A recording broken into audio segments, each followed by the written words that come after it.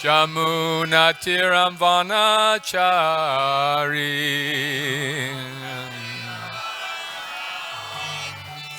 Jaya Radha Madhava Kunja Bihari Gopi Janabala Bhagiri Varidhari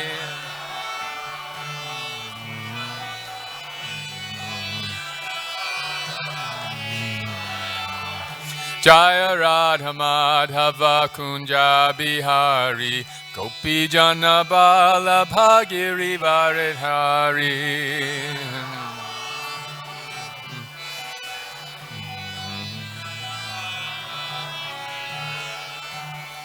Yashoda Nandana Braja Jana Ranjana Yashoda Nandana Braja Jana Ranjana Jamuna Tiram Vanachari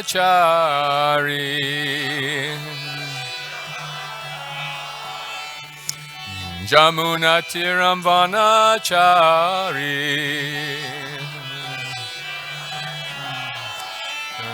Jaya Radha Madhava Kunja Bihari Gopi Janabala Bhagiri Varidhari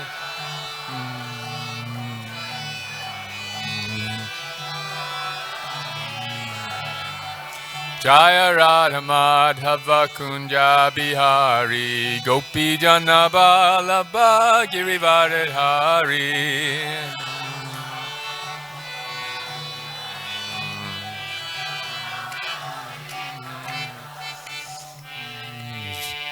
Gaur Premanandi Hari Hari Bol Shri Shri Rukmini Dwarkadesh Ki Jai Srila Prabhupada Ki Jai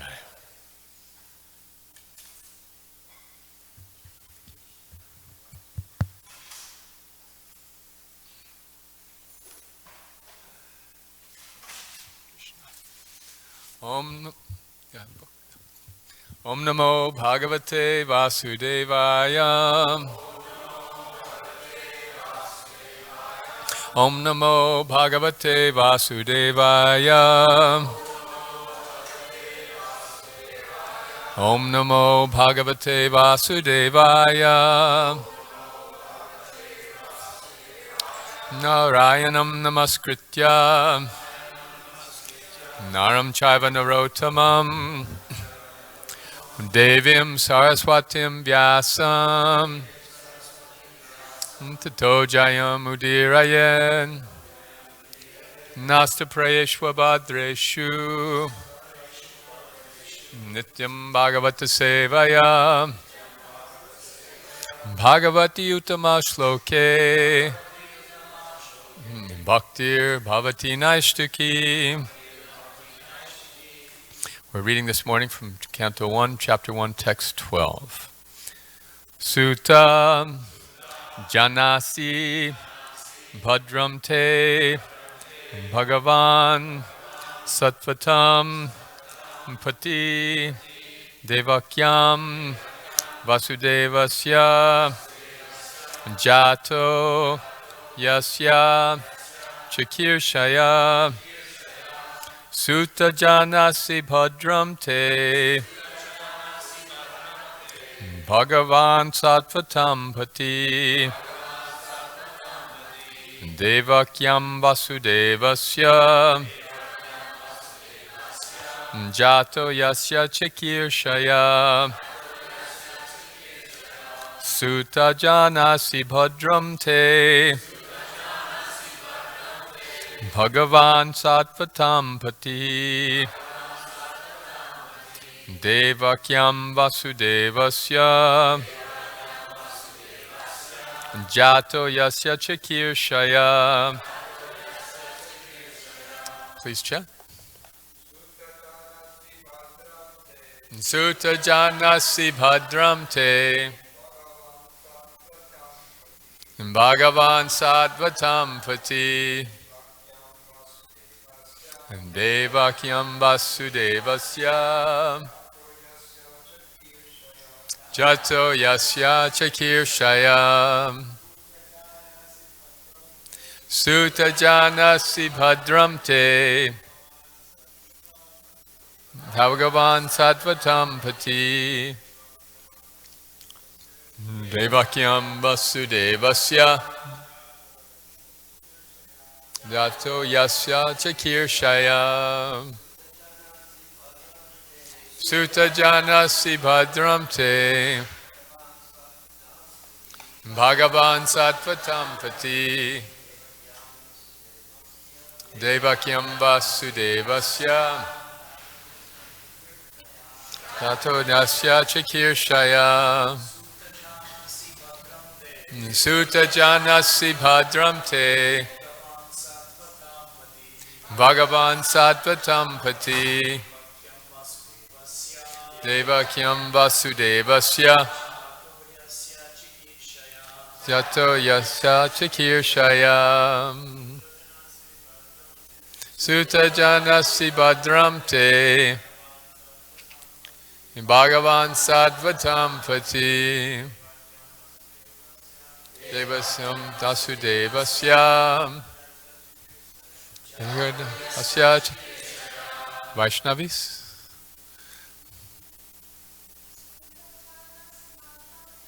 Sutta Janasi Bhadram Te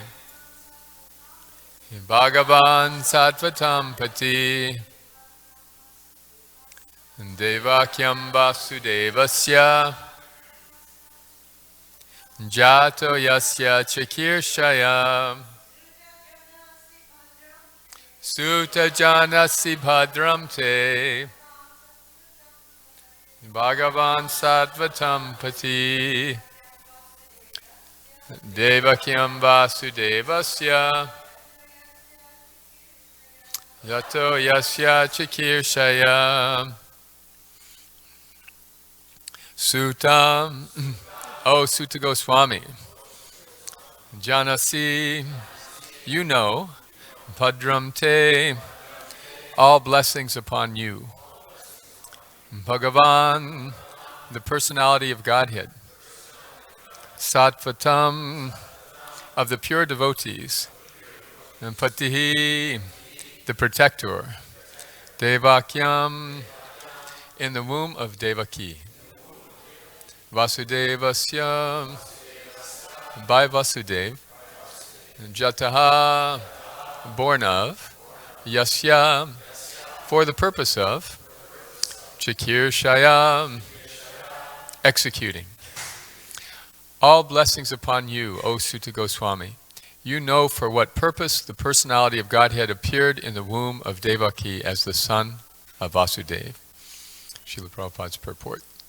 Bhagavan means the Almighty God, who is the controller of all opulences, power, fame, beauty, knowledge, and renunciation. He is the protector of his pure devotees. Although God is equally disposed to everyone, he is especially inclined to his devotees. Sat means the absolute truth, and persons who are servitors of the absolute truth are called sattvatas. And the personality of Godhead, who protects such pure devotees, is known as the protector of the sattvatas. Bhadram te, or blessings upon you, indicates the sage's anxiety to know the absolute truth from the speaker. Lord Shri Krishna, the Supreme Personality of Godhead, appeared to Devaki, the wife of Vasudeva. Vasudeva is a symbol of the transcendental position wherein the appearance of the Supreme Lord takes place. Sutta Janasi Bhadram Te Bhagavan Sattvatam Pati Devakyam Vasudevasya Jato Yasya Chakirshaya. All blessings upon you, O Sutta Goswami. You know for what purpose the personality of Godhead appeared in the womb of Devaki as the son of Vasudeva. Srila Prabhupada Ki Jai. So, what would prompt the sages to ask or to give blessings to the speaker? Does that strike you as something out of the ordinary? The audience in this case is giving blessings to the speaker. Isn't the speaker supposed to bless the audience? I'm asking for your blessings also. Can anyone explain why? Does that strike anyone else as unusual here? Why they start like that? Yes.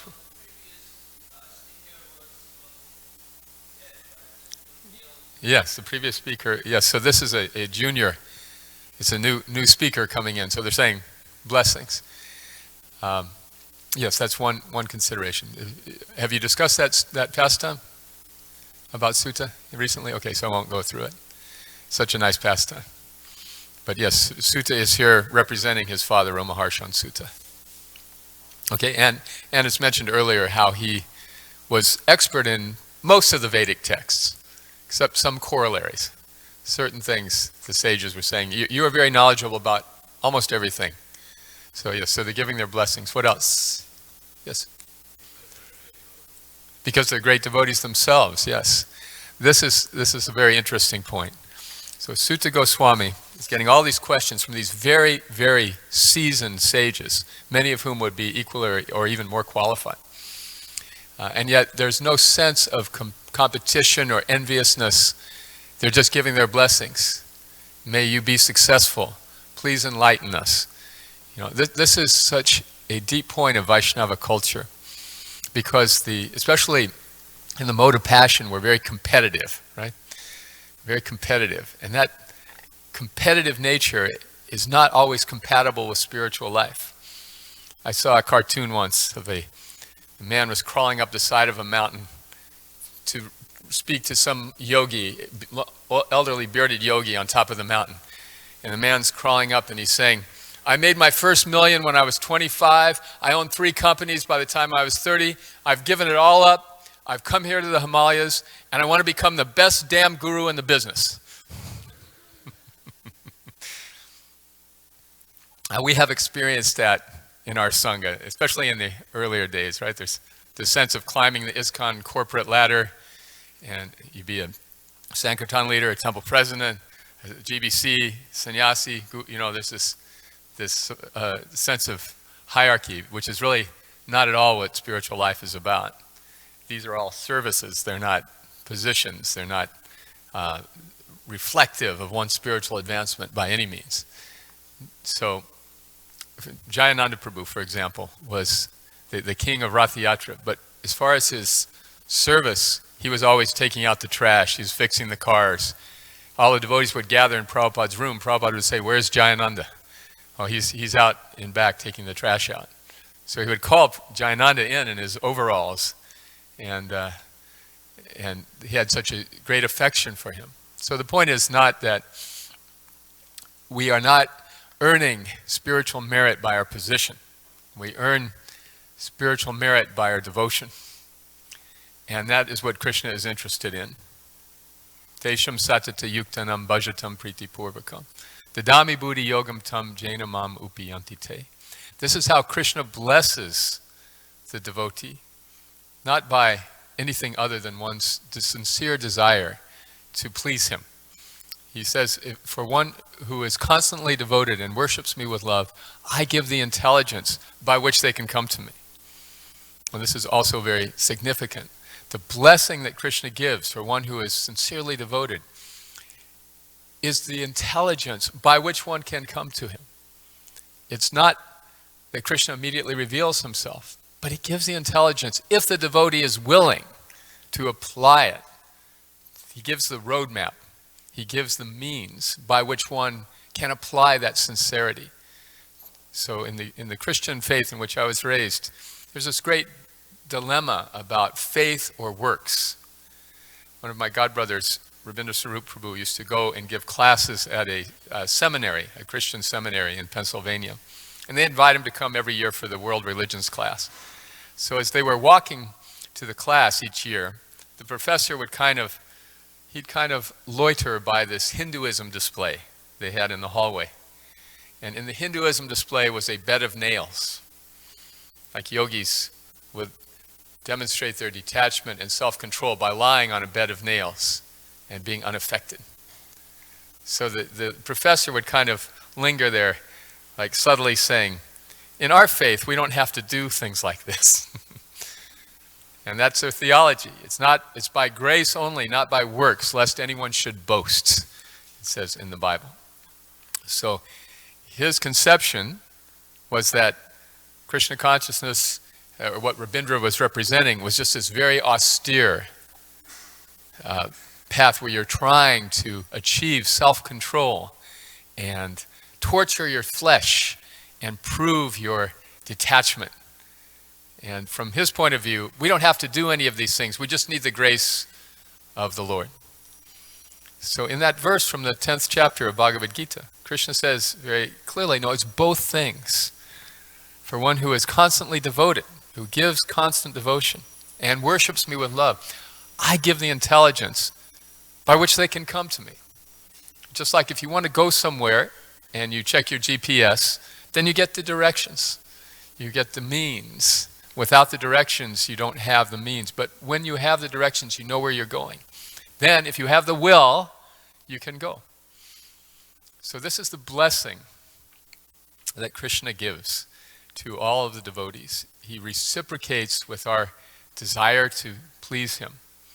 And he gives us the means, if we're sincere, to come to him. So this whole idea of blessings is so interesting. You know, there are so many different ways to bless people. Once a young man in the audience asked Srila Prabhupada after his lecture, so you're saying we could become dogs, but the dogs are free, they get to run, they get to be themselves. What's wrong with being a dog? And Prabhupada said, you have my blessings.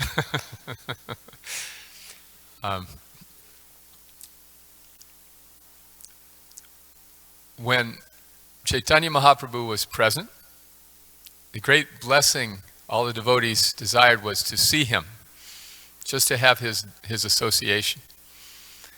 So there was one devotee, Mukunda Dutt, who was associating with some impersonalists, innocently, but nonetheless associating with them. Now, association is a subtle thing. You know, association means more than just physical proximity. There's a story in the Hit Upadesh about the crocodile and the monkey. You know the story? So they were always fighting. They were always insulting each other. Then one day the crocodile swam up to the edge of the river where the monkey was sitting on a tree and said, you know, we've been arguing so long, I think we should be friends. Why don't we be friends? I'd like to be your friend. And the monkey was pleased. He said, yes, let's stop our fighting. Let's be friends. And the alligator said, thank you so much. In fact, I would like to invite you over to my house for lunch today, friend. And the monkey said, thank you very much. That sounds great. But you live in the middle of the river. How will I get there? No problem, no problem. You can ride on my back. So the monkey hops down, gets on the alligator's back, and he's swimming out towards the middle of the river. Then he starts getting nervous. And he says to the alligator, friend, what are we having for lunch today? The alligator says, we're having heart of monkey. And the monkey says, oh, my friend, why didn't you tell me? I left my heart back in the tree. But if you turn around, I'll go and gladly bring it for lunch. And so the foolish alligator turns around. The monkey hopped up and stayed in the tree. So the moral of that story is you may associate with unspiritually minded people or ill-motivated people, but don't give your heart. Okay? So Mukunda Datta was associating circumstantially with these impersonalists. But nonetheless, Chaitanya Mahaprabhu was very displeased. So he said, I don't want to see Mukunda. I will not see Mukunda. And the devotees, knowing how important the blessing of Lord Chaitanya's darshan was for Mukunda, said, please, forgive him. Let him come. He wants so much to see you. He said, no, I will not see Mukunda. At some time, can you please just give him some hope? All right, in 10 million births, I will see Mukunda. So when Mukunda heard this news, he started dancing. Haribol! I get to see the Lord in 10 million births. Only 10 million births to go. So hearing how Mukunda reacted, Chaitanya Mahaprabhu immediately forgave him. All right, he can come.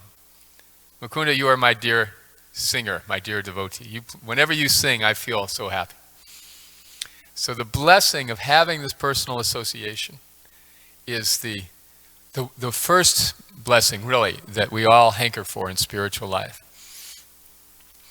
this is why we say darshan, having association with advanced devotees, just having their association fills us with resolve, with courage, with enthusiasm. So we like to have that. We hanker for that association. Some of us are old enough, and we're fortunate enough, to get to see Srila Prabhupada personally. We got to see him give classes. We got to perhaps go on morning walks or darshans, right? And that makes us cooler than the rest of you, so.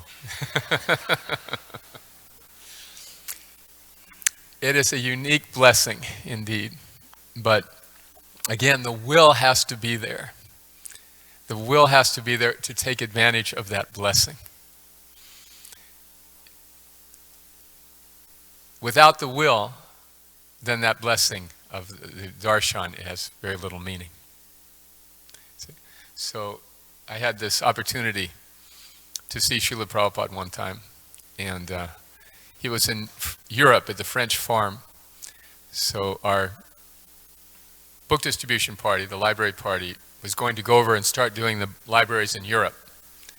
And no offense to Vas, but the BBT bought me the cheapest damn ticket that could have been possibly purchased. It was on a charter airline from New York. And make a long story short, I waited for 36 hours at JFK for that plane to finally take off. And then I got there 2 days late. And my godbrother who was there said, "Where have you been? I just spent the last 2 days with Srila Prabhupada talking all about the library party."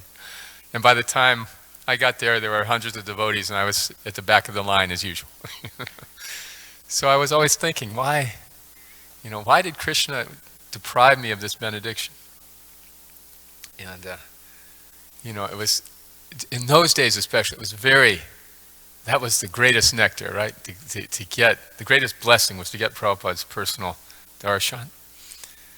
So I had one other opportunity to have Prabhupada's personal darshan. And again, this is what we live for, just that opportunity. I mean, we're in awe of all these other God brothers and God sisters who got to be with Prabhupada so much all the time. We couldn't even imagine. So one time we were traveling, I was living in a van, traveling constantly, but we got our manager gave us 2 or 3 days off in Chicago when Prabhupada was there. So we could be around Prabhupada. So Prabhupada's cook invited me to come and help him. And he taught me how to make sandesh. So, sandesh just is a lot of repetitive labor. So I was making sandesh for Prabhupada. Then he said, "Would you like to offer Prabhupada's lunch?" I said, "Oh, thank you very much." So he told me how. I took the plate in, just me and Prabhupada in the room. Prabhupada looked at me, said nothing, put the plate down, paid obeisances, left the room as instructed, listened for the bell, meant he wanted something more or he's finished. So then he rang the bell, I came in, paid obeisances, took the plate, he looked at me, said nothing. And then I left the room, and of course I'm thinking, now I've got Prabhupada's entire plate of remnants. Just the second I closed that door, immediately across the hallway, another door opened. Brahmananda Maharaj, 300 pounds. "Where's Prabhupada's plate?" But before he took it, I saw at least he ate some of the sandesh. So then the next day, my friend the cook said, he came up to me kind of sheepishly. He said, Prabhupada was upset. I said, "Why?" He said, "Why are so many men staying back from book distribution to cook for me?" So this was what Prabhupada was thinking. I'm thinking I'm getting Prabhupada's association. Prabhupada's thinking, why isn't he going out doing some service? See? So the point of blessings is all about the consciousness. Prabhupada's blessing to me was actually the vani, right? The instruction, the blessing for us all. He would give the vapu, the physical association. But he said, this is for the less intelligent. The instruction of the spiritual mentor are actually what's important. The physical association will come and go. And just having physical proximity with a great soul does not also make one a great soul. It's a chance to advance, but it doesn't in and of itself bring advancement. Like Prabhupada gave the example of the king on the throne. If there's a bug on the throne, that does not make him the king. Even though he's very close by, he doesn't gain anything just in that physical proximity. So the blessings that we get from the parampara, from Lord Krishna, are in the form of his words and teachings. And if we take them to heart, then we can advance. To advance in spiritual life, we need various types of relationships, 3 to be exact. We need to associate with people who are our friends and our peers, and to them we reveal our minds. We need to associate with people who are more advanced, and from them we inquire and learn. And then we also need to associate with people who are newer and help them. This is the formula for spiritual health, to have all 3 of these relationships in our lives. Obviously, for those who are less advanced, we give blessings, we give encouragement. For those who are equally advanced, we make friendship. For those who are more advanced, we ask blessings. We ask for instruction. So that's why this verse is very interesting. How the sages are all saying, Bhadram te, may you be blessed, giving their blessings to a person who's their teacher, their superior. But Krishna consciousness, spiritual life, it's not formulaic like that. The relationships between devotees, between spiritual practitioners are very rich and diverse. Always changing like a kaleidoscope. Always different moods manifesting. For example, when Krishna entered the wrestling arena of King Kamsa, there were tens of thousands of people watching, and everybody saw him in a different way, according to their position. His friends saw him as their heroic leader. His parents and elders saw him as this very vulnerable boy who was going to be wrestling with these huge wrestlers. The ladies present saw him as the most beautiful, attractive male. And in this way, and Kamsa saw him as death personified. So everybody was seeing Krishna according to their own position. See, so this is very instructive. How Krishna blesses us according to our mentality. Yeyatam mam prapadyante tams tataiva bhajamyaham. As they surrender to me, as they approach me, I reward them accordingly. This is the beautiful thing about bhakti yoga.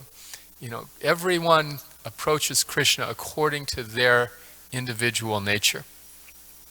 In fact, Krishna is so amazing that he makes so many living entities, and each and every living entity has a unique way to please Krishna. It's amazing, isn't it? In a human body there are, how many living entities are in a human body? There's 100 trillion in one human body. Thousands of times the population of the entire earth in one body. And only 10 trillion of them are human cells, by the way. The living entity is present wherever there is birth, growth, duration of life, passing of byproducts, dwindling, and death, right? So every cell in the body is manifesting these symptoms. So just amazing that each and every soul has a unique relationship with Krishna. So how to uncover our unique relationship with Krishna? This is the path of self-realization. Not imposing some new kind of personality on our lives, or new kind of identity, but uncovering what is already there. Nitya Siddha Krishna Prema Sadhu Kabunoi Shravanade Sudechite Karya Udoi. Chaitanya Mahaprabhu said that love of Krishna is dormant in the heart of every living being. It doesn't have to be injected from some outside source. And by the process of hearing and chanting, the heart is uncovered and that love of God becomes manifest. But this is the process of self-realization. Just discovering our ecstatic love for Krishna. Now, to approach Krishna does not require dogma or faith. Faith is advanced. Faith is advanced. It's down the line. Nishta comes after 4 other steps in this process of bhakti. But there has to be enough preliminary faith to try the experiment. That's all. In science there are 3 steps to the scientific method. Anyone know what they are? First is, no? Before observation is what? Hypothesis. Yes, first a hypothesis. And then observation, experiment. And finally, conclusion. Yeah. Hypothesis, experiment, and conclusion. Very scientific. So the hypothesis is that Krishna is God and we're his eternal servant. And our happiness in life and fulfillment in life comes from establishing ourselves in that position and getting out of the position of trying to be the enjoyer of this material world. Then the experiment, that's up to the individual. If one experiments, hearing, chanting, associating with devotees, offering one's food to Krishna, avoiding intoxicants and things like that. A few simple steps, then one can realistically draw a conclusion. Objectively, scientifically. If one has not made the experiment, how can one make a conclusion? But people say, no, I don't want to accept any dogma. I don't want to accept any path. This is a real common mentality these days. I take from all paths, right? I take a little here, a little there, right? Maharaj, you've heard this. Yes. So I'm eclectic. I'm like above committing myself to any one path. See, this is really a fear of commitment to any path, isn't it? It's really like, I want to keep my options open. I don't want to get trapped. I don't want to become committed. You know, this is the challenge that we have in America in this day and age. You know, people look at devotees and say, oh, you're too committed to one path. You're too narrow-minded. You're too sectarian. One time a gentleman asked Prabhupada,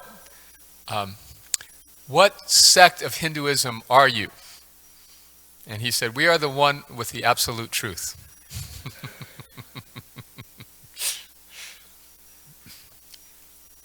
What we are saying in Krishna consciousness is that if we just take Krishna's words, that is his blessing in our lives. It's just taking Krishna's words as they are and making the experiment, applying it, and then making a decision. That's all. It's not a question of, okay, now I accept this belief. Now I have converted to this religion. My late father he could not see beyond this concept of my being a devotee, you know. Okay, you've converted to this religion. So when I'd visit him, he'd say, well, are you allowed to eat this? Are you allowed to eat that? I say, Dad, I can eat whatever I want. I just want to bless it before eating it. Is that all right? So they just look at devotees as, actually this is another interesting thing, isn't it, about relationships. People look at devotees in so many different ways, just like people looked at Krishna in so many different ways in the wrestling arena. They look at devotees in so many different ways. Some people see devotees as really interesting personalities, which they are. Some people look at devotees as fanatics, as extremists. Some look at devotees as people who could not make it in ordinary society, right? Losers. People like Madhavendra Puri, the forerunner, predecessor Acharya of Chaitanya Mahaprabhu. He said, since I've taken up Krishna consciousness, he said, all my friends think that I'm frustrated. My family thinks that I've gone mad. My teachers, the wise philosophers, think that I'm a know-it-all. And wealthy people think I'm wasting my time. Basically, nobody appreciates what I'm doing. And still, I will not budge an inch in my determination to serve the lotus feet of Govinda, even though I'm unable to do it. So people cannot understand the devotees. Vaishnavera Kriya Mudra, the mind of the devotee is incomprehensible. Prabhupada said that when people see devotees, they see death personified.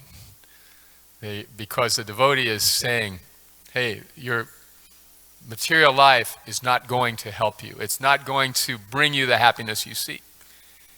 And people naturally, being very heavily invested in that, they say, oh, this is terrible. I can't go there. So all we're saying is, you don't have to give up your life, your career, your home, your family, any of these things. Just give up your miseries. Give up your miseries.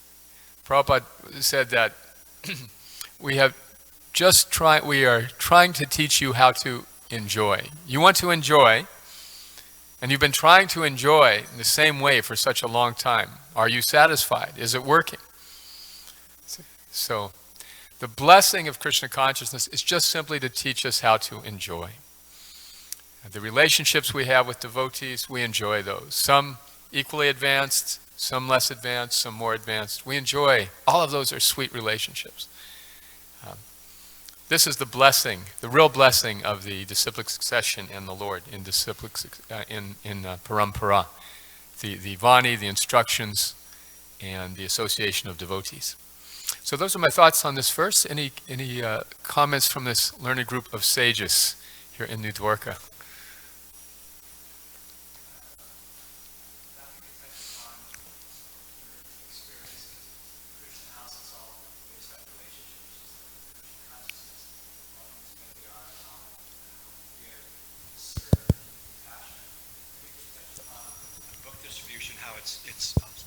How book distribution is it's the movement's pulse as missionary activities, and how sometimes in book distribution we don't follow through with maybe the books that go out, and perhaps I've met a couple of devotees recently that have been giving their emails to people who are buying the books so they can follow up to cultivate them and build their Krishna consciousness. Yes, a very good point. In other words, we are ready to establish relationships. Prabhupada commented on this, that we should not just go out and distribute the books. I don't know what's in them, but you read it, you'll be, we need to read the books, and we also need to be willing to establish relationships with people. Yes, this is where it's so sweet. How many have experienced bringing a person into Krishna consciousness? Is that such a nice, sweet experience?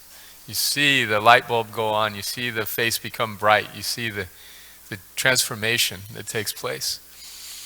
So in the very early years of the Krishna consciousness movement, Prabhupada's followers were quite young and inexperienced, and he really emphasized this, just give the book.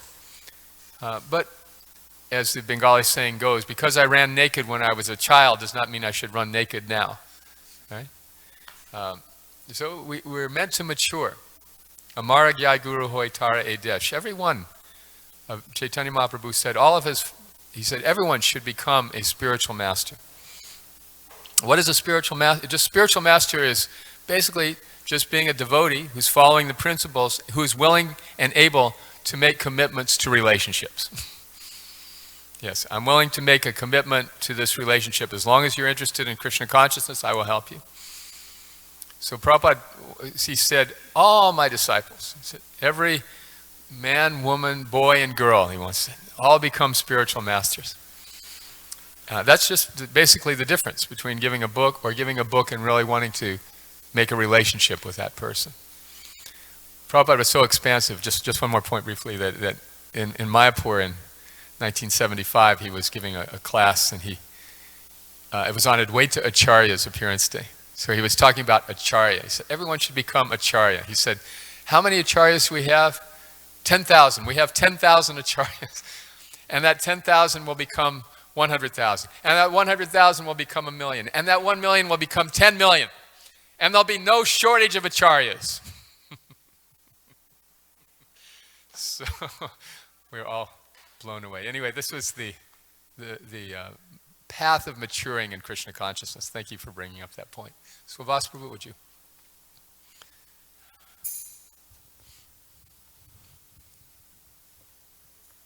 Thank you for a nice class. On this principle of blessings, I was wondering how that idea of blessings applicable in Vaishnav etiquette or Vaishnav interaction, association, because there's a lot of devotees say, "Oh, Prabhuji, give me your blessings." Now, do we feel, okay, yeah, I bless you, or like what is? I mean, there's different ways you can see that, but in Vaishnav etiquette and Vaishnav association, how do we apply this blessing to a devotee? Yes, we really, it's a wonderful question. We should really give blessings. We're not getting any younger. If we don't start giving them soon, we're not going to have the opportunity to give them at all. Yes, devotee is magnanimous. We should just be quite willing to give blessings to others, even if we don't feel very worthy of giving them. Certainly if somebody asks for our blessings, why should we go into a long soliloquy about why we're not qualified to give them, you know? That's not exactly what the person is asking for. So a little encouragement. Yes, you have my blessings. Please be blessed. May Krishna bless you. You know, it is the duty of the senior devotees to give blessings to the younger. And, you know, we had so much chaos after Prabhupada's disappearance that a lot of us are kind of allergic about putting ourselves in positions of spiritual authority or leadership, right? And we saw it abused. We saw people not meeting their commitments. But those days are gone. And, you know, it's not about us, really. It's about the person who's asking for the blessings, for our blessings. Somehow or other, even though we feel unqualified, they're asking us for blessings. So if they're somehow illusion to ask for them, we can say, all right, take them. Yes, whatever I have, whatever blessings I can give you. That's my view on it. Maybe Archita, you can correct me here, Prabhuji.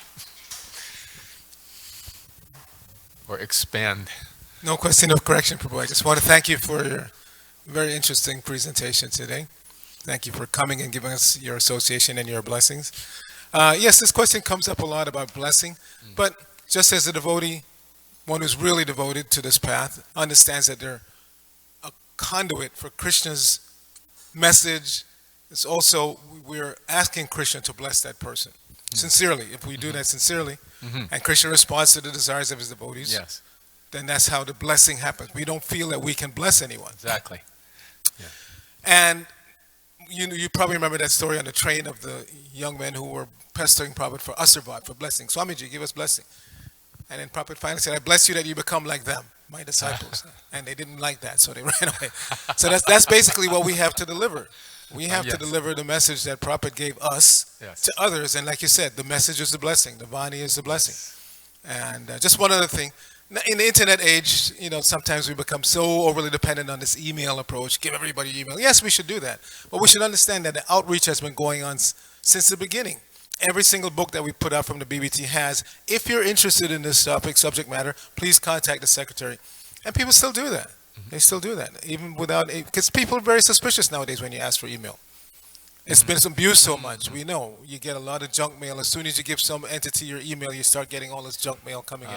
So people are a little bit reluctant to give their email. But every book has that. Just one more thing. Yes. Kalakantha Prabhu gave class recently, and he said that's how he came. He got a book at a concert, and it said contact the secretary, and he did.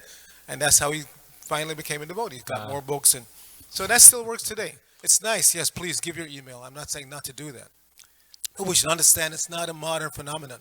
We've been outreaching through the books since the very beginning. The address list is there, and that's how you know the NABBT books from the other camps who put out Prabhupada's books, sometimes illicitly. They never put a list of ISKCON centers in their books. If you get a book that's supposedly a Hare Krishna book and it doesn't have a list of ISKCON centers, it's not a BBT book. And you should immediately question this person. Where's this book coming from? Every BBT book has a list of ISKCON centers with addresses. Gainesville Temple is there. How to get in touch with Kalakantha Prabhu. If it doesn't have that information, then it's not a legitimate BBT book and you shouldn't buy it. Don't get it. Thank you. I said one time, just to add to that, and so I think Damana Prabhu's point, you can give your email. As many devotees carry their card, they'll give their contact information. If you'd like to follow up, it's like in fundraising. I learned years ago that people give money to people. They don't give to causes, they give to people. If they know somebody, they give money because they trust that person. So similarly, you meet somebody, if they're interested in Krishna, then you say, yeah, if you'd like to follow up, here's my email. I trust you. You just reminded me of a statement Srila Prabhupada made many years ago that he told our book party that the day will come when any gentleman anywhere in the world will see a book and say, oh, it does not say BBT, I don't want it. All right, any other comments or questions? Yes, Marash.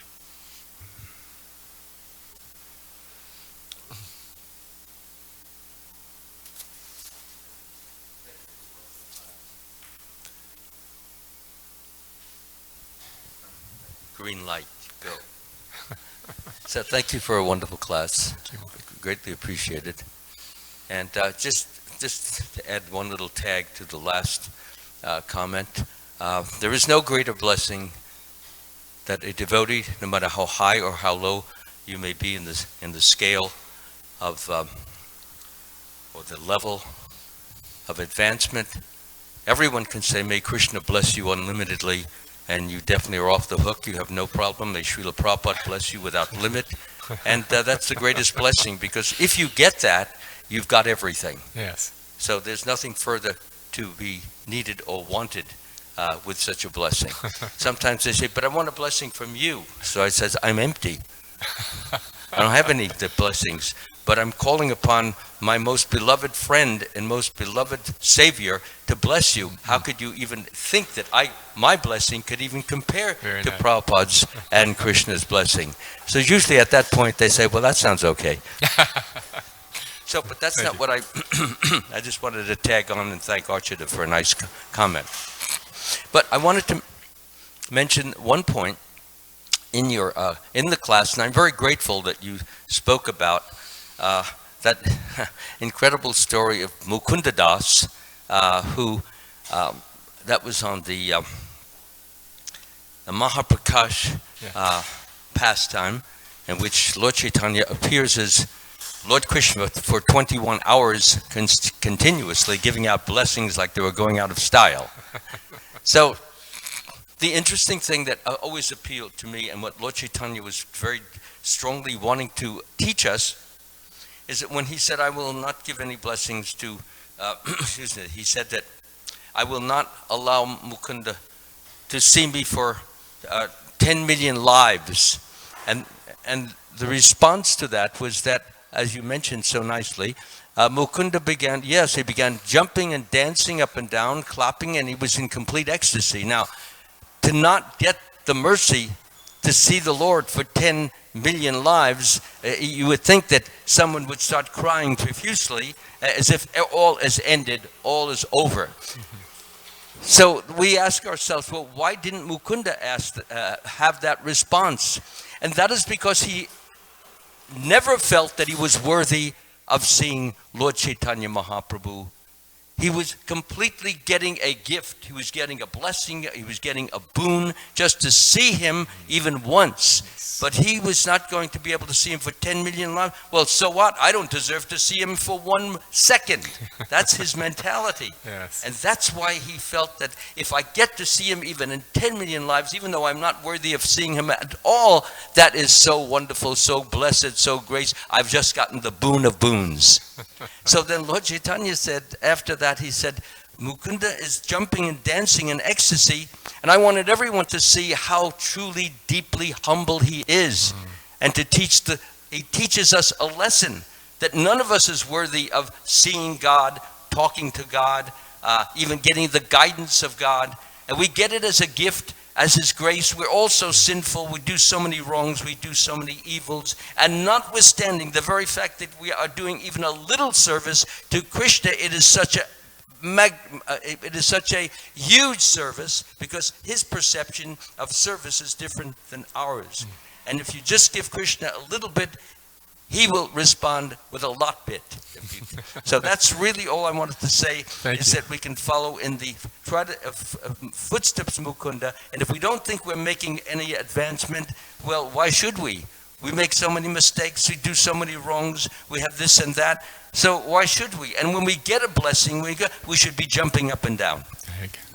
That's all. Thank you. That reminds me of a quick story that in India, Srila Prabhupada was upstairs in his room, and a postman came to the door with a letter for Prabhupada.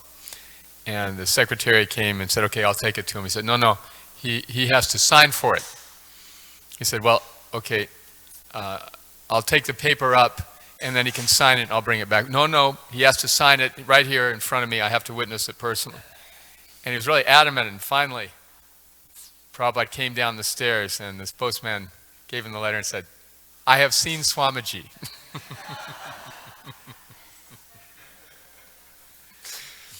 Other comments? Okay. So thank you very much. All glories to Srila Prabhupada.